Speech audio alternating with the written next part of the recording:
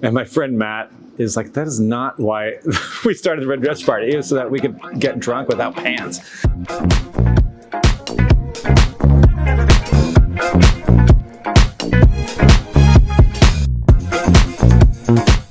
Morning or night? Morning.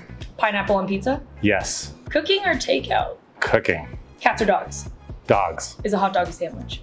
Absolutely. Favorite curse word? Probably F. Hey Dave, Hey, Danny. welcome. Want to talk about Pride? Absolutely. Let's do it. Great. First question, can you share a little bit about your personal journey of coming out and how it shaped your perspective and the importance in recognizing and celebrating Pride? Okay. Coming out, that was a long time ago. It actually was a result of me trying to save my relationship with my boyfriend, Bill, who's now my husband.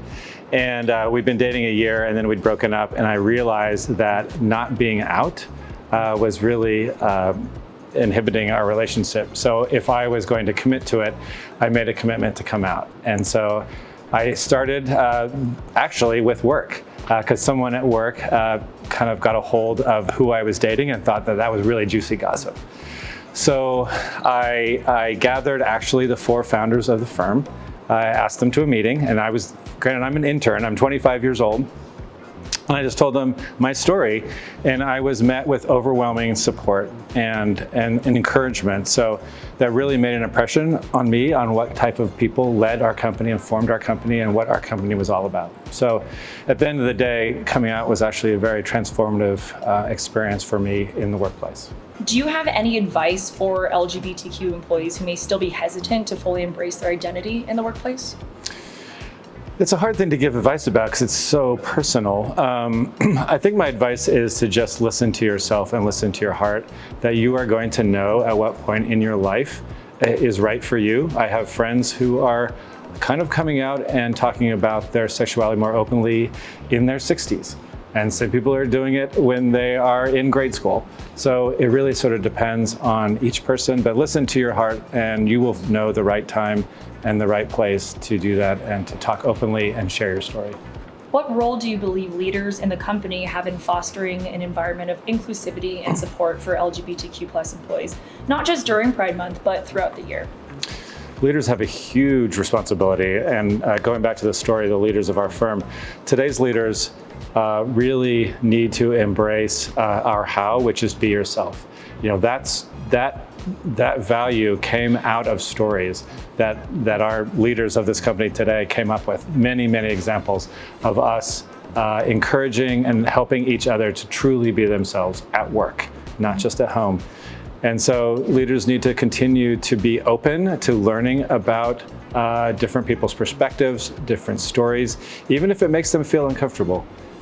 So to be curious and learn about others and honor their story. So have you faced any challenges or obstacles as an LGBTQ+ individual in your career, and how have you overcome them? That's a good question. I think most of the obstacles that I faced were of my own making. Growing up on a farm in a very small town, it became very clear by 5th grade that being gay was the absolute worst thing you could be as a boy. So there was a lot of my sort of uncovering that and realizing that is not actually the case. But that lingered into my 30s. So I sort of felt a hurdle of not sharing my personal life with clients, contractors, especially. And that wasn't until my late 30s that I sort of finally overcame that hurdle and was able to openly talk about my personal life with clients and contractors and others in the industry. But that took a long time, a lot of self-awareness. And I think it might be getting easier for some folks, but it's also still hard, I imagine, in lots of parts of this country. People that come from smaller places, more conservative places. My experience coming out at work just reinforces how important it is for people to be fully themselves at work. And I think it is always important for us to share our story, that our story matters. Everyone's story matters. I hope people go out there and support Pride and actually have fun. It's a time to celebrate people who may be a little unique in the world. So my advice is to go out and to celebrate a time where everyone's story matters. Thank you, Dave. Thank you, Danny.